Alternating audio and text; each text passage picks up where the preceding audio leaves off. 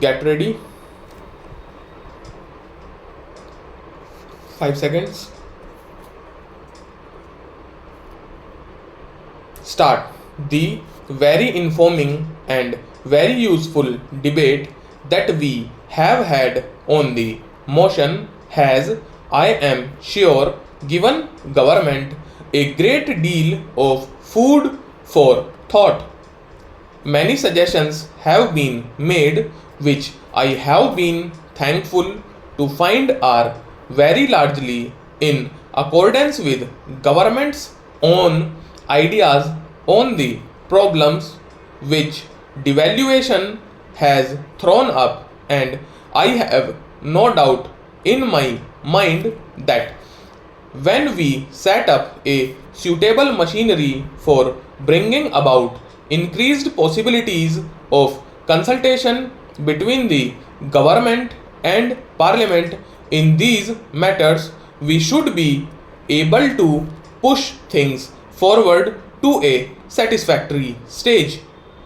I am glad that my honorable colleagues, the Ministers of Food and Supply and Commerce and Industry, have been able to participate in this debate because most of those issues which have been raised in the course of the debate are issues which are concerned with the ministries which they represent, and they are naturally able to speak with fuller knowledge about them. I wish in the little time that I have at my disposal this evening to confine myself to certain broad considerations which honorable members have raised in the course of the discussion. I am fully in agreement with the suggestion made by various speakers that what we need today at the stage that we have reached is not so much more proposals as more willingness, ability, and readiness to implement proposals. The question of implementation is really the most vital question that we have to face today. The more I think of economic problems with which the country is faced today, the more I feel that at bottom they are not really economic problems in the sense of technical economics, but they are really problems of administration. You look at any of these problems which are causing us worry and anxiety in these days, you will find that deep down they resolve themselves into problems of efficient and honest administration.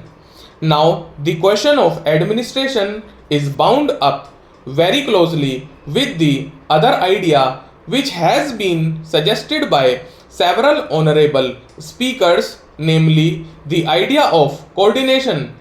When honorable members speak of coordination, they are thinking apparently only of government at the highest level that we here represent. I beg to suggest to the House that from the point of view of coordination, what is more important is cooperation at a much lower level than that we represent. As far as the center is concerned, there has been a suggestion made from various quarters of the House that what we seem to be suffering from as far as the central government is concerned is lack of coordination between the various ministries.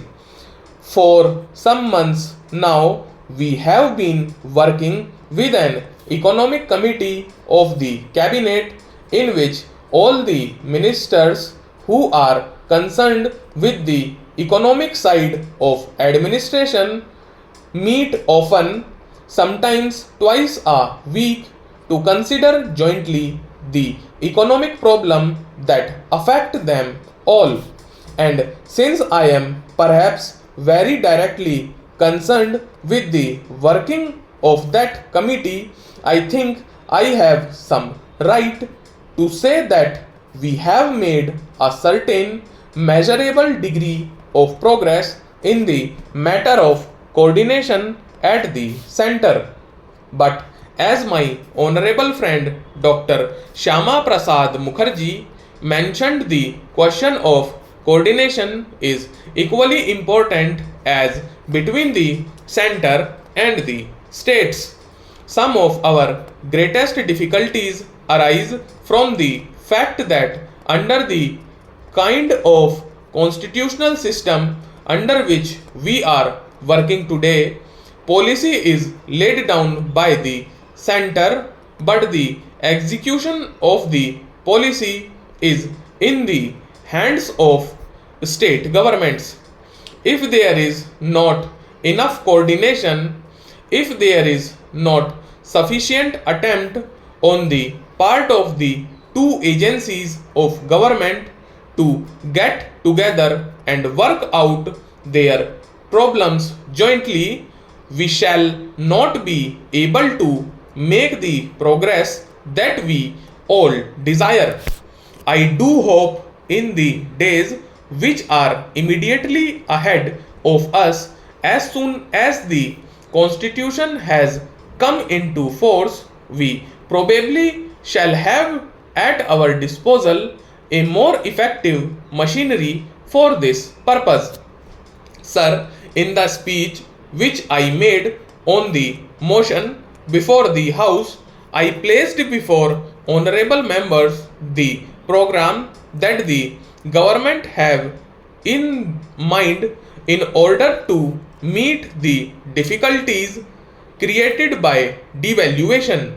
If I may take the most important of the difficulties that we have to face, the most important directions in which government have to move, I would mention three particularly. Now I come to the main bill. It goes without saying that a chance is needed in the patents law because our last act is of 1911. 1911 is a period when this country was industrially not at all developed. It is very necessary to see how our law should be modified in order that the patents law is not detrimental to consumer interest and is not prejudicial to the industrial development of the country. If the law stands against these two, then it has to be changed. Therefore, an attempt has been made to change the law. Stop.